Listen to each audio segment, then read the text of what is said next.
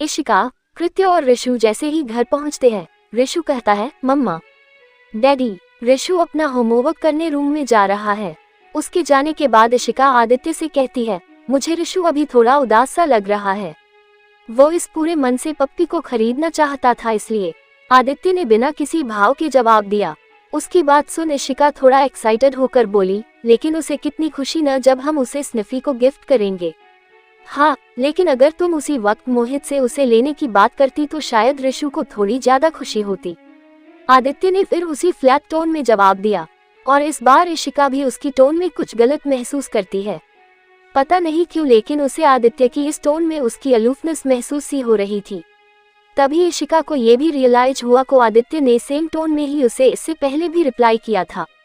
जैसे ही इशिका को ये बात रियलाइज होती है, वो एकदम अलग सी हो जाती है और बहुत केयरफुली शब्दों को चूज करके कहती है, मुझे लगा कि आपको और ऋषु को मेरा मोहित से रिक्वेस्ट करना पसंद नहीं आएगा, इसलिए मैंने नहीं की। उसकी बात सुनकर आदित्य एक फेक स्माइल करता हुआ कहता है, मुझे कंपनी का कुछ जरूरी काम है, इसलिए मैं अपने स्टडी रूम में जा रहा हूँ। डिनर पर मेरा इंतजार मत करना। और इतना कहकर वो बिना इशिका को कुछ भी कहने का मौका दिए ही वहां से सेकंड फ्लोर पर जाता है। आदित्य का ये बिहेवियर देखकर इशिका का शक यकीन में बदल गया कि जरूर कुछ तो गलत हुआ है।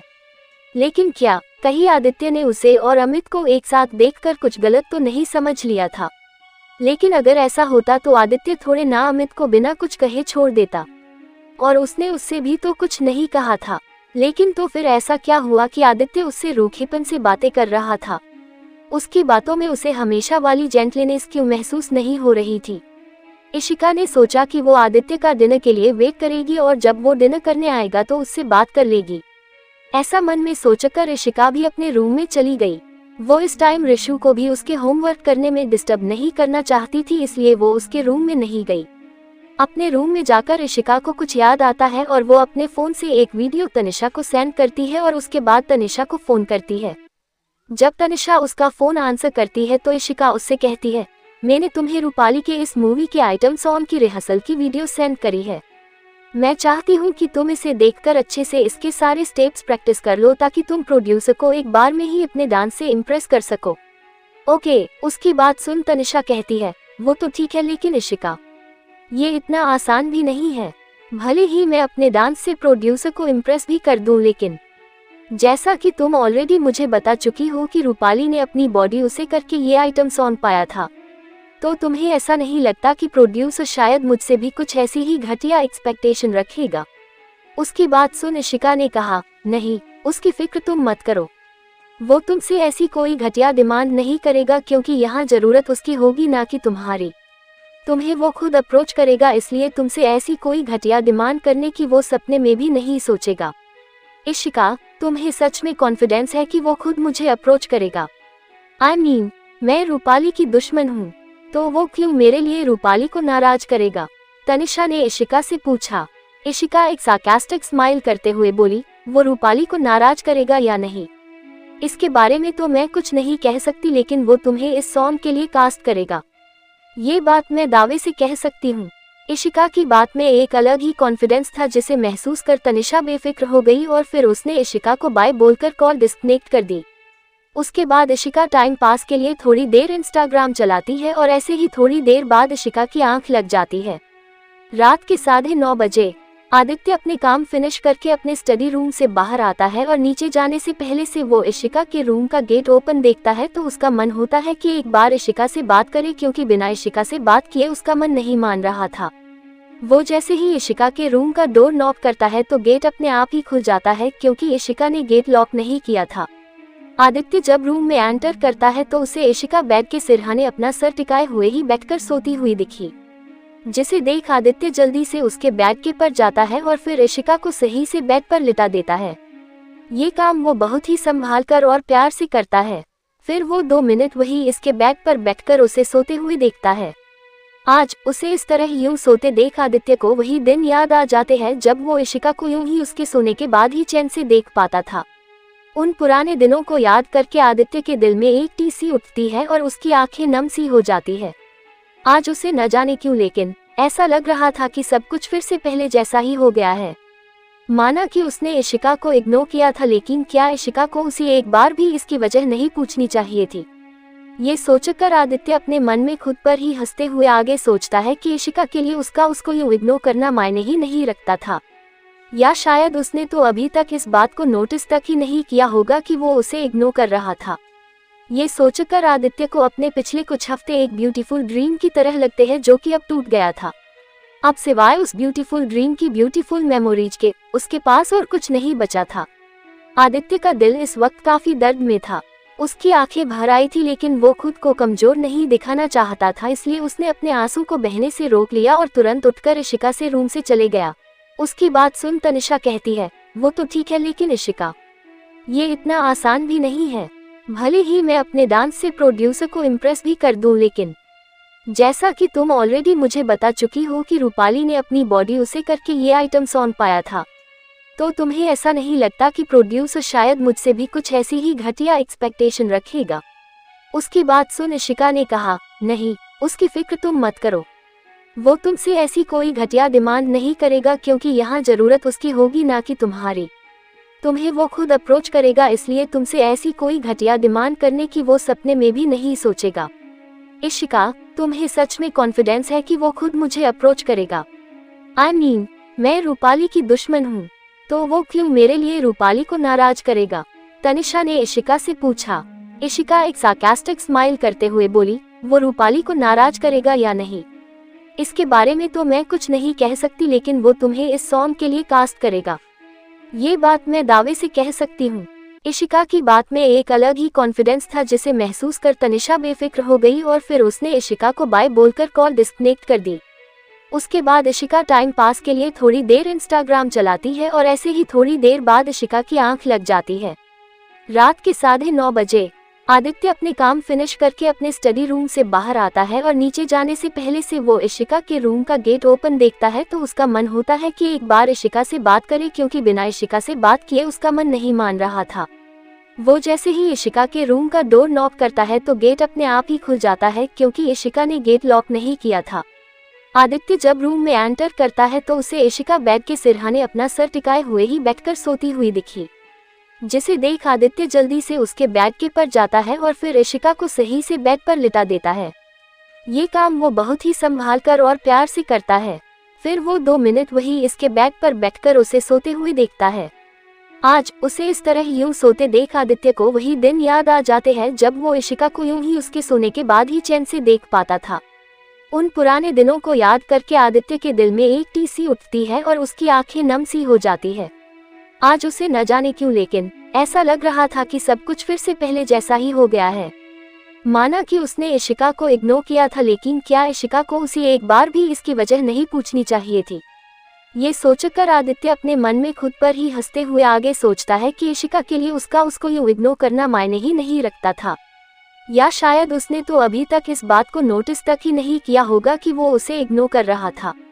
ये सोचकर आदित्य को अपने पिछले कुछ हफ्ते एक ब्यूटीफुल ड्रीम की तरह लगते हैं जो कि अब टूट गया था। अब सिवाय उस ब्यूटीफुल ड्रीम की ब्यूटीफुल मेमोरीज के उसके पास और कुछ नहीं बचा था।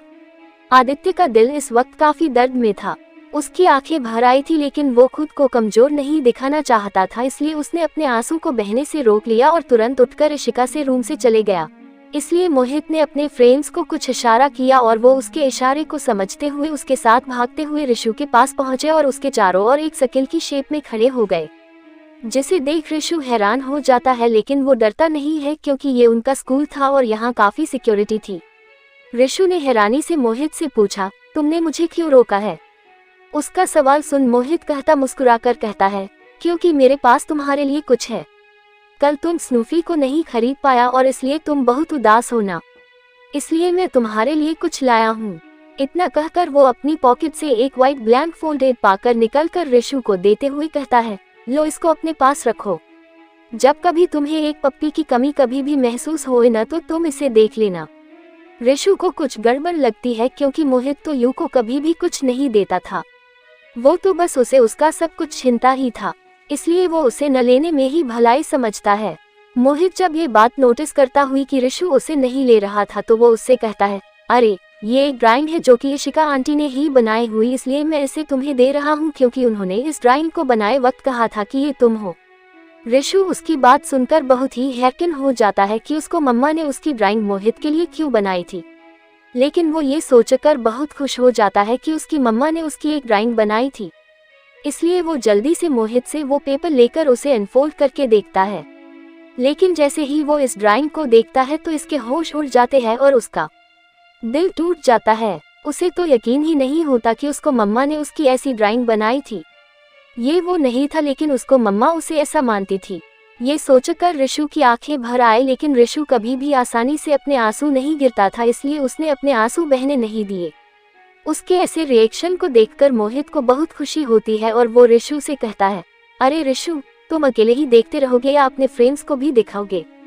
लेकिन रिशु तो अपनी लाल आंखें लिए इस ड्राइंग को ही एकटक देखे जा रहा था। मोहित उसे ऐसा देखकर उसके पास जाकर झटके से उस ड्राइंग को छीन लेता है और फिर उसे चारों ओर घुमाकर सबको दिखाते हुए कहता है, देखो फ्रेंड्स, ये ड्राइंग रिशु की मम्मा ने मेरे लिए बनाई थी, लेकिन इस ड्राइंग में जो है वो रिशु है। सब बच्चे उत्सुक होकर उस ड्राइंग को देखने लगते हैं। उन्हें लगा था कि उन्होंने रिशु की पेंटिंग या स्केच बनाई होगी, लेकिन जैसे ही वो बच्चे उस ड्राइंग को देखते हैं तो वो बिल्कुल शॉक्ड रह जाते हैं, क्योंकि वो ड्राइंग एक बीगल ब्रेड के एक पिंक कलर के छोटे से पप्पी को थी। वो सभी बच्चे आज के बच्चे थे, इसलिए वो सभी उसे पहचान नहीं पाए, क्योंकि ये एक ओल्ड टाइम का कार्टून कैरेक्टर था जिसका नाम करज था। दोस्तों, याद रखना कि ये मोहित की एक चाल है। इस ड्राइंग का सच तो आपको बाद में पता चलेगा। वो ड्राइंग देखकर सब बच्चे जोर जोर से हंसने लगते हैं और उसका मजाक उड़ाने लगते हैं और उसे तरह तरह की बातें सुनाने लगते हैं कि उसकी मम्मा तो उसे एक पप्पी से कंपेयर करती थी। लेकिन रिशु बेचारा चुपचाप शांत खड़ा रहा। उसकी आंखें तो लाल हो चुकी थी, लेकिन उसके अपने आंसू नहीं बहाए। लेकिन वो इस टाइम अंदर से बहुत टूट चुका था। उसने कभी सोचा तक नहीं था कि उसकी मम्मा ने उसकी ऐसी ड्राइंग बनाई थी, वो भी मोहित के लिए। रिशु को ये बात सोचकर बहुत ही तकलीफ हो रही थी। वो सोच रहा था कि जब उसकी मम्मा ने ये ड्राइंग बनाई होगी तो उन्होंने और मोहित में उसका कितना मजाक उड़ाया होगा। इतने में ही पीछे से एक बच्ची की प्यारी सी गुस्से से भरी आवाज आई, स्टॉप लाफिंग। उस आवाज को सुनकर सब बच्चे पीछे पलटकर देखते हैं तो वहाँ एक क्यूट सी रिशु की उम्र की ही लड़की खड़ी हुई थी। वो बच्ची बहुत ही क्यूट सी थी और उसने 2 पोनी भी बनाई हुई थी। इस वक्त उसकी नाक पर उसका गुस्सा साफ नजर आ रहा था। ये रूही थी, रिशु की क्लासमेट और उसकी फ्रेंड। रूही गुस्से में उनकी ओर आती है और रिशु के पास आकर खड़ी होकर अपनी सभी से गुस्से में कहती है, तुम सब लोग रिशु पर क्यों हंस रहे हो? इसलिए क्योंकि उसकी मम्मा ने उसकी ऐसी ड्राइंग बनाई है। लेकिन इसमें हंसने वाली कौन सी बात है भला? ये एक क्यूट सा पप्पी ही तो है। उसकी बात सुनकर एक बच्चा उससे कहता है, लेकिन रूही, ये एक पप्पी है। इसका मतलब ये है कि रिशु की मम्मा के लिए वो एक पप्पी है। और इतना कहकर वो हंसने लगता है। उसके देखा देखी बाकी सभी बच्चे भी हंसने लगते हैं। तो रूही इस बार एक स्माइल करते हुए कहती है, अच्छा तो तुम ये बताओ कि रिशु की मम्मा ने उसे एक पप्पी समझकर ही उसकी ये ड्राइंग बनाई होगी। गौर से देखो कि ये पप्पी कितना क्यूट है।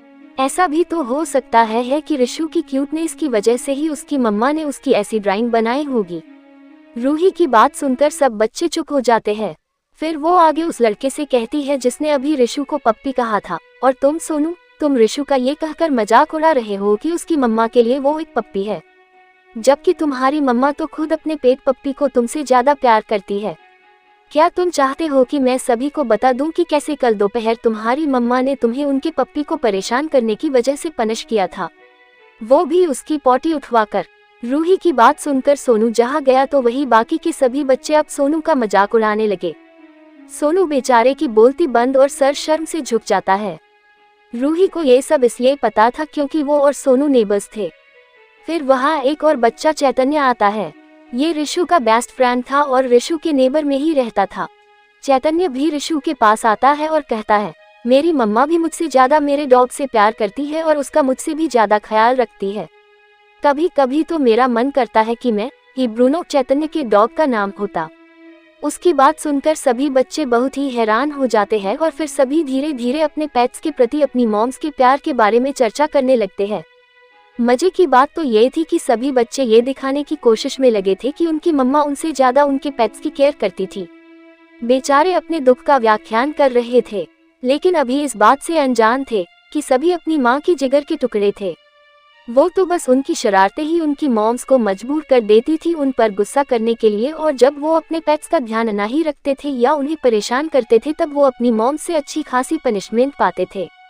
बिल्कुल वैसे ही जैसे कि शिनचैन अपने पेट शीरो को परेशान करके अपनी मॉम से पनिशमेंट पाता है। अब कोई भी बच्चा रिशु का मजाक नहीं उठा रहा था। चैतन्य और रूही ने बिल्कुल ही सिचुएशन चेंज कर दी थी। को बच्चे रिशु को घेरे खड़े थे। वो सब अब एक जगह खड़े होकर अपना ग्रुप बना के डिस्कशन कर रहे थे। रिशु के पास सिर्फ रूही और चैतन्य ही खड़े थे। रिशु ने उन्हें थैंक्स कहा। उनकी बात सुनकर रिशु उन बच्चों की हंसी से तो बच गया था, लेकिन अब भी उसके मन में जो चोट लगी थी वो अभी भी उसे दर्द दे रही थी, क्योंकि उसे पता था कि उसकी मम्मा ने उसका मजाक उड़ाने के लिए ये ड्राइंग बनाई होगी। क्योंकि उस टाइम उसकी मम्मा उसे लाइक नहीं करती थी, तो फिर वो भला कैसे उसकी क्यूटनेस के लिए ये ड्राइंग बनाती। मोहित ने जब सब बच्चों को अपनी बातों में गुम पाया तो वो उसको गुस्सा आने लगा, क्योंकि रिशु को एम्बारेस करने का उसका प्लान तो फेल हो गया था। लेकिन उसने सोचा कि कम से कम वो रिशु के मन में इशिका के लिए गुस्सा तो भर ही दे। इसलिए वो रिशु के पास जाकर उस ड्राइंग को जमीन पर फेंकते हुए बोला, लो रख लो इसे, तुम्हारी मम्मा ने इतने प्यार से जो बनाई है। मोहित ने जिस तरह से उस ड्राइंग को जमीन पर फेंका उसे देख रिशु को गुस्सा आता है, क्योंकि ये ड्राइंग उसकी मम्मा ने बनाई थी। भले ही उसे ये अच्छी नहीं लगी, लेकिन फिर भी वो इसको इस तरह जमीन पर पड़े नहीं देख सकता था। इसलिए रिशु ने सबसे पहले झुककर वो ड्राइंग उठाए और फिर मोहित से बोला, कम से कम मेरी मम्मा मेरी कोई ड्राइंग तो बनाई, तुम्हारे पास तो ड्राइंग बनाने के लिए कोई मम्मा ही नहीं है। रिशु की बात मोहित के दिल पर चोट कर गई, क्योंकि उसकी माँ तो थी लेकिन वो उसके लिए कभी भी कोई ड्राइंग नहीं बनाती। इशिका ही उसके लिए ड्राइंग बनाती थी और उसके साथ बैठकर उसे ड्राइंग सिखाती भी थी। लेकिन अब तो इशिका उसके साथ नहीं थी, इसलिए मोहित को अचानक ही ये सोचकर बहुत पछतावा हुआ कि उसने इशिका की वो ड्राइंग रिशु को दे दी जो कि उसने उसके लिए बनाई थी, क्योंकि अब इशिका उसके लिए कोई ड्राइंग तो बनाने नहीं वाली थी।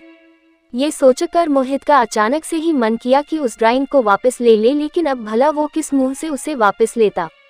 रिशु इतना कहकर अपने फ्रेंड्स के साथ वहां से चला जाता है। दोपहर का समय, कपूर्स मेंशन। इशिका शॉपिंग के लिए बाहर गई थी, क्योंकि कल आदित्य के पेरेंट्स की डेथ एनिवर्सरी थी और क्योंकि वो पहली बार श्राद्ध की पूजा में बैठने वाली थी, इसलिए उसके पास कुछ कपड़े नहीं थे। वो वही खरीदने गई थी, इसलिए वो रिशु को पिक करने स्कूल नहीं जा पाई। जब वो वापस घर लौटी तब 3 बज रहे थे। घर में काका और बाकी नौकर हमेशा की तरह ही अपने काम में लगे हुए थे। कल पूजा थी, इसलिए वो अभी से जरूरी सामान इकट्ठा करने में लगे हुए थे। साथ ही उन्हें आदित्य द्वारा दान की जाने वाली चीजें भी अरेंज करनी थी, इसलिए सब बहुत बिजी थे। इशिका ने आते ही काका से रिशु के बारे में पूछा तो उन्होंने बताया कि अपने रूम में है। इशिका सीधा उसके रूम गई तो देखा कि वो सो रहा था, जो कि इशिका को बहुत अजीब लगा, क्योंकि रिशु तो दिन में कभी भी सोता नहीं था। रिशु की पीठ इस वक्त उसके फेस की तरफ थी, इसलिए उसने रिशु का फेस नहीं देखा। इशिका ने उसको डिस्टर्ब करना जरूरी नहीं समझा और उसको सोने दिया, इसलिए वो रूम से चली गई। लेकिन उसके जाने के बाद रिशु तुरंत पलटता है। रोक रोकर उसकी आंखें एकदम लाल हो चुकी थी। वो इशिका के सामने आने से बच रहा था ताकि इशिका को देखकर वो रो न पड़े, और अगर ऐसा हुआ तो इशिका उससे सब कुछ पूछेगी और उसको सब बताना होगा, जो कि वो बताना नहीं चाहता था, क्योंकि उसको पता था कि उसकी मम्मा अब बदल गई है और अगर वो इस ड्राइंग को देखेगी तो उनको बहुत गिल्टी फील होगा और वो दुखी हो जाएगी। इसलिए रिशु इशिका के सामने आने से बच रहा था। प्रॉमिस किया था, इसलिए आज का दूसरा चैप्टर भी अपलोड कर रही हूँ। एंड आप लोगों का बहुत बहुत शुक्रिया मुझे मैनेजर वाला चैप्टर याद दिलाने में। Thank you so much. शाम 5 बजे इशिका अपने रूम में बैठी वो नोवेल पढ़ रही थी कि तभी उसके रूम के डोर पर किसी ने नॉक किया। कम इन, इशिका ने कहा। रूम का डोर खुला और एक मेड अंदर आकर इशिका से रिस्पेक्टफुली बोली, मैडम, मिस नताशा आपसे मिलने आई है, वो नीचे आपका वेट कर रही है। उसकी बात सुनकर इशिका हैरान हो गई। उसने सोचा कि नताशा को अगर कुछ बात करनी थी तो वो उससे फोन पर भी तो बात कर सकती थी। जरूर कुछ जरूरी काम होगा, इसलिए वो पर्सनली आई है। इशिका ने इस मेड से कहा, ठीक है, तुम चलो, मैं अभी आती हूँ। इशिका का ऑर्डर मानकर वो मेड चली जाती है और इशिका जल्दी से अपने मेसी हेयर बन को खोलकर ठीक से अपने बाल सेट करती है और फिर वो भी नीचे चली जाती है। जब इशिका स्टेयर्स से नीचे आ रही होती है तो वहाँ एक 30 साल की लड़की एक सोफे पर बैठी थी और उसके सामने टेबल पर स्नैक्स रखे हुए थे। वो काफी प्रोफेशनल वे में रेडी हुई थी। सोफे के पास ही फ्लोर पर एक छोटा सा सूटकेस फ्लोर पर रखा हुआ था, जिसे देखकर इशिका थोड़ी हैरान हो गई। जब वो नीचे आई तो नताशा ने उसे देखकर एक स्माइल करते हुए कहा, hi Ishika, how are you? I am fine, thank you, and you? Ishika ने मुस्कुराकर पूछा। इशिका का रिएक्शन देख नताशा एकदम हैरान हो गई, क्योंकि इशिका तो हमेशा उससे चिड़ी रहती थी और हमेशा उसको यही शो करती थी कि उसे उसकी कोई जरूरत नहीं है। ये तो वो खुद ही थी जो कि उसकी मैनेजर बनी हुई थी। इशिका हमेशा ही फुल एटीट्यूड में उसके साथ बिहेव करती थी, लेकिन नताशा सब कुछ आदित्य की वजह से बर्दाश्त कर लेती थी, क्योंकि आदित्य ने ही वरुण की तरह ही उसको भी स्पॉन्सर किया था। नताशा बहुत ज्यादा काबिल मैनेजर थी।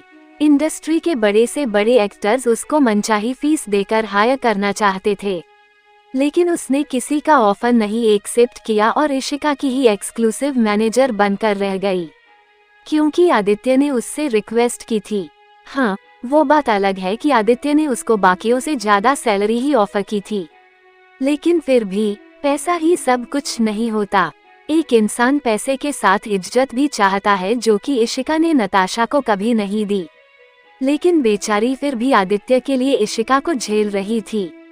इशिका और अमित के बारे में जो रूमर्स थी वो सच साबित हो जाती अगर नताशा ने सब कुछ संभाला नहीं हुआ होता, तो क्योंकि इशिका तो हमेशा अमित के साथ काम करने के और उसके साथ रहने के बहाने ढूंढती फिरती रहती थी।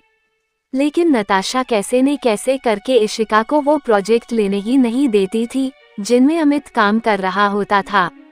और इसी तरह जब इशिका अमित से मिलने जाती थी तो अधिकतर नताशा उसको कोई ना कोई और काम में लगा देती थी, उसके लिए कोई ना कोई एक्टिविटी अरेंज करके। इशिका की लास्ट लाइफ में जब उसने आदित्य को छोड़ दिया था, तब नताशा ने भी गुस्से में इशिका को छोड़ दिया था, क्योंकि वो जानती थी कि आदित्य इशिका से कितना प्यार करता था और उसके लिए आदित्य ने न जाने क्या कुछ नहीं किया, लेकिन बदले में इशिका ने उसके साथ इतना बुरा किया। बस इसलिए नताशा ने इशिका को छोड़ दिया।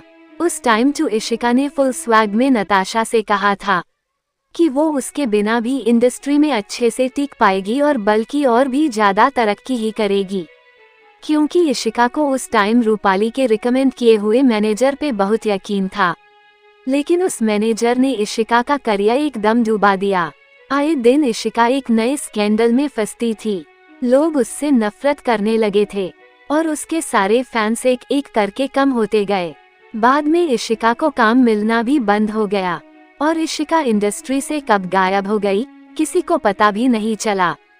फिर उसके बाद रूपाली ने उसके सामने अपना असली चेहरा दिखाया और फिर इशिका के साथ वो सब हुआ जो उसने कभी सपने में भी नहीं सोचा था। इसलिए इस बार इशिका ने ठान लिया था कि वो नताशा को वो इज्जत बख्शेगी जो कि वो डिजर्व करती है। नताशा हैरान तो थी, लेकिन फिर भी उसने एक ऑकवर्ड स्माइल के साथ कहा, आई एम फाइन। उसके बाद इशिका उसके बराबर वाले सोफे पर बैठकर बोली, तो बताओ कैसे आना हुआ आज? और ये सूटकेस, तुम कहीं जा रही हो क्या? इशिका का सवाल सुनकर नताशा को अपने यहाँ आने की वजह याद आती है और वो इशिका से कहती है, सिर्फ मैं नहीं, हम दोनों जा रहे हैं शहर से बाहर। उसकी बात सुनकर इशिका ने चौंकते एक साथ कई सवाल पूछे, क्या हम दोनों शहर के बाहर, कहाँ और क्यों? उसके इतने सारे सवाल सुनकर नताशा ने पेशेंटली जवाब देते हुए कहा, इशिका तुम भूल गई कि तुमने सनशाइन के साथ एक एड साइन की थी, मगर तुम्हारी अचानक तबीयत खराब होने की वजह से तुम वो एड शूट नहीं कर पाती थी और वो एड उनको किसी और से शूट करवानी पड़ी थी। और जब कॉन्ट्रैक्ट कैंसिल करने के लिए उन्होंने तुमसे कोई कंपनसेशन इसलिए नहीं लिया था क्योंकि तुमने उनसे प्रॉमिस किया था कि तुम उनकी नेक्स्ट एड में जरूर काम करोगी। उस दिन तुमने उनसे कहा था कि नेक्स्ट टाइम वो जब भी वो तुम्हें शूटिंग के लिए बुलाएंगे, तुम अपना बाकी का सारा काम छोड़कर उनकी एड शूट करने पहुंच जाओगी। तो बस अब वो कल अर्ली मॉर्निंग एक नई एड शूट कर रहे हैं और उन्होंने मुझे कॉल करके तुम्हें कल सुबह शूटिंग के लिए टाइम से पहुंचने के लिए बुलाया है। नताशा की बात सुनकर इशिका को याद आता है कि शूटिंग से एक दिन पहले उसने रूपाली के साथ मिलकर एक रेस्टोरेंट में बहुत सारा जंक फूड खा लिया था, जिसकी वजह से उसकी बहुत तबीयत खराब हो गई थी। उसके पेट में बहुत दर्द होने लगा था। वो तो आदित्य ने उसको तुरंत सबसे बेस्ट डॉक्टर से ट्रीट करवाया, तब जाकर उसको चैन आया। लेकिन इसी वजह से इशिका शूटिंग के लिए नहीं जा पाई। सनशाइन वालों को तब शूटिंग हर हाल में उसी दिन करनी थी, इसलिए इशिका ने कॉन्ट्रैक्ट कैंसिल करवा दिया। लेकिन इशिका की अकल पर पत्थर पड़ गए थे, जो कि उसने रूपाली की बात मानी और उन लोगों से वो प्रॉमिस कर दिया।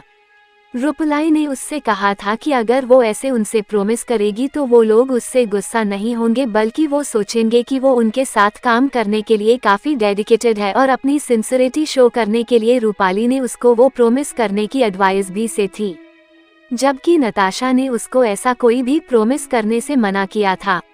उसने कहा कि अगर उसकी तबीयत बिगड़ने की वजह से उनको कॉन्ट्रैक्ट कैंसिल करना पड़ा तो इसमें कुछ गलत नहीं है, लेकिन इशिका भला उसको कभी सुनती। इशिका को उस बात को याद करके खुद पर बहुत गुस्सा आता है, उस रूपाली पर भरोसा करने के लिए। और उसको खुद पर इस बात के लिए भी गुस्सा आता है कि उसको पहले ये बात याद क्यों नहीं आई, जबकि उसकी लास्ट लाइफ में भी ऐसा ही हुआ था। लेकिन अपनी लास्ट लाइफ में तो वो शूटिंग के लिए चली गई थी, क्योंकि उसके लिए उस टाइम आदित्य के पेरेंट्स को देख एनिवर्सरी अटेंड करना इतना जरूरी नहीं था जितना कि इस बार था। लेकिन अब वो बहुत बुरी तरह से फंस चुकी थी, क्योंकि एक तरफ तो उसे कल की पूजा में शामिल होना था और दूसरी तरफ उसके लिए ये एड शूट करनी भी बहुत जरूरी थी, क्योंकि इस बार अगर उसने उनको मना किया तो इसका उसकी रेपुटेशन पर बहुत बुरा असर होता, क्योंकि उसने पहले बार में ही सनशाइन के साथ काम करने को लेकर इंस्टा पर पोस्ट अपलोड कर दी थी। लेकिन जब वो एड नहीं कर पाई तब लोग उसकी मजबूरी को समझ गए थे। लेकिन इस बार क्या लोग उसकी मजबूरी को समझते? बिल्कुल नहीं, क्योंकि वो लोगों को ये थोड़े ना बता सकती थी कि वो ऐसा अपने सास और ससुर के श्राद्ध की वजह से कर रही थी। इशिका अपनी इसी सोच में गुम थी कि तभी नताशा बोली, इशिका तुम जल्दी जाकर रेडी हो जाओ और अपनी पैकिंग भी कर लो, 1 घंटे बाद हमारी फ्लाइट है। उसकी बात सुनकर इशिका कहती है, लेकिन मैं नहीं जा सकती। क्यों? नताशा ने हैरानी से पूछा। उसको पता था कि इशिका अपने हिस्से की मूवी की शूटिंग पूरी कर चुकी थी और फिलहाल वो फ्री थी। कल आदित्य के पेरेंट्स को डेथ एनिवर्सरी है और मैं यहाँ उनके श्राद्ध में प्रेजेंट रहना चाहती हूँ, इसलिए इशिका ने कहा। उसकी बात को सुनकर नताशा को फिर से हैरानी हुई, क्योंकि उसको भी पता था कि इशिका आदित्य से बेहद नफरत करती थी।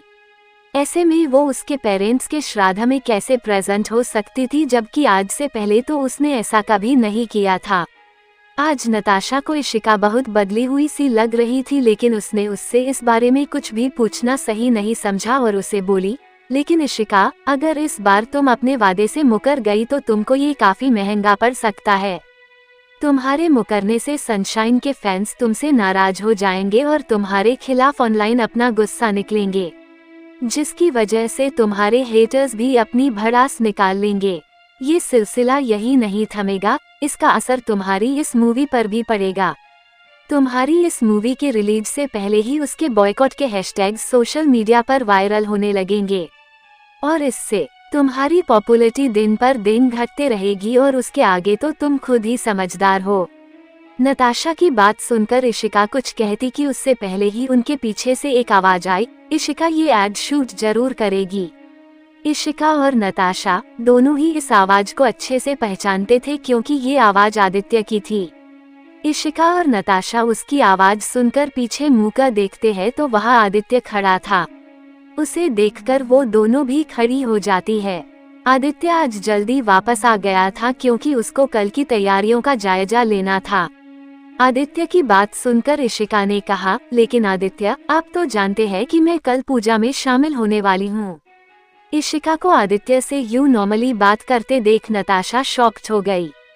उसने कभी अपने में भी ये सीन इमेजिन नहीं किया था कि एक दिन इशिका आदित्य सीधे मुंह बात कर रही होगी। आज तो इशिका ने उसको बिल्कुल हैरान ही कर दिया था। उसने सोचा कि शायद इशिका की अब अकल ठिकाने आने लगी थी।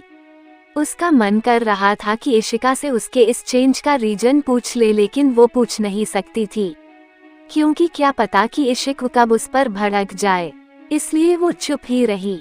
तो वही इशिका की बात सुनकर आदित्य कहता है, पूजा से ज्यादा इम्पोर्टेंट तुम्हारा करियर है।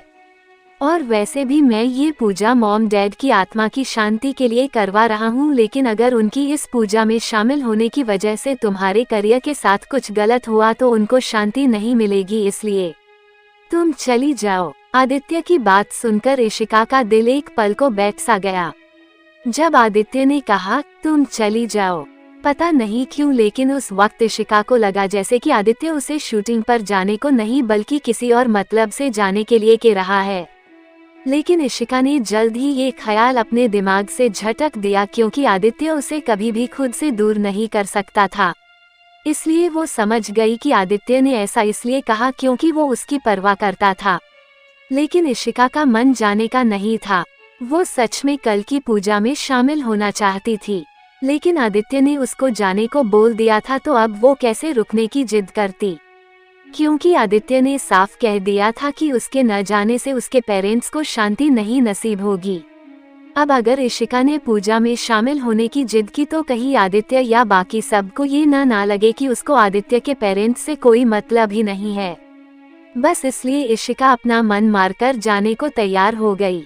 ठीक है, मैं अपनी तैयारी कर लेती हूँ फिर, इशिका ने बुझे मन से कहा और वहाँ सेकंड फ्लोर की ओर चली गई।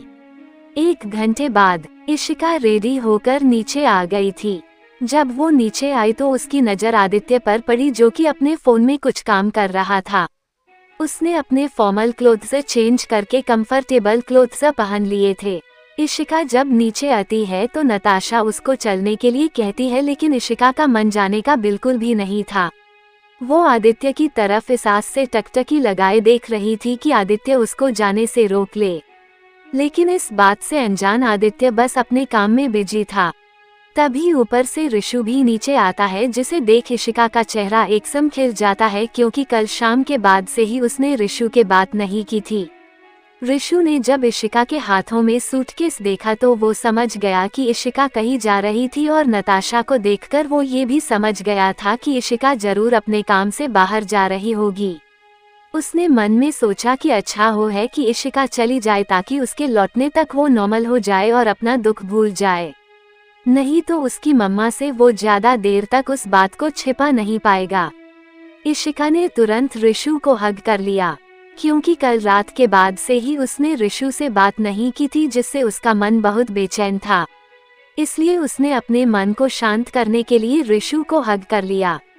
ऋषु ने भी इशिका को खुद को आराम से हग करने दिया। इशिका फिर 2 मिनट बाद उससे अलग हुई और बहुत प्यार से बोली, बेबी, मम्मा को उनके काम से बाहर जाना पड़ रहा है, आप मम्मा को ज्यादा मिस मत करना, टाइम पर सो जाना और किसी को परेशान करना।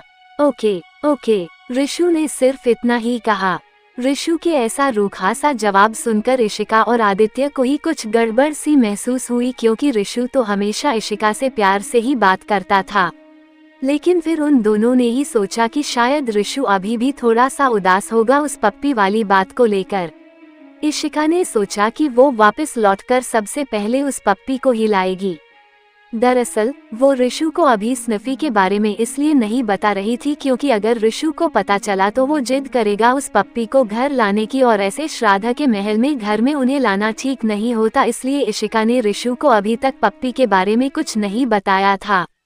इशिका फिर उससे अलग होकर अपना मन मारकर सबको बाय बोलकर वहां से चली जाती है। उसके जाने के बाद आदित्य अपने मन में सोचता है कि इशिका को सच में कोई परवाह नहीं थी कल की, क्योंकि अगर वो चाहती तो अपनी प्रॉब्लम को सॉल्व करने में उसकी हेल्प ले सकती थी। आखिर उसके लिए इस प्रॉब्लम को सॉल्व करना चटकियों का काम हो था। लेकिन इशिका के लिए उसका करियर उससे, आदित्य से और उसके पेरेंट्स की डेथ एनिवर्सरी से ज्यादा जरूरी था। शायद इसलिए उसने एक बार भी इसकी हेल्प नहीं मांगी। अब आदित्य को ये थोड़े ना पता था कि उसने खुद ही इशिका को जाने के लिए मजबूर किया था। उसने हो तो कहा था कि उसके पेरेंट्स को शांति नहीं मिलेगी अगर वो नहीं गई तो वही ऋषु अभी तक गए से बाहर हो देख रहा था। वो तो अभी से कोनी मम्मा को मिस करने लगा था, क्योंकि कल रात से ही वो अपनी मम्मा के साथ टाइम नहीं स्पेंड कर पाया था।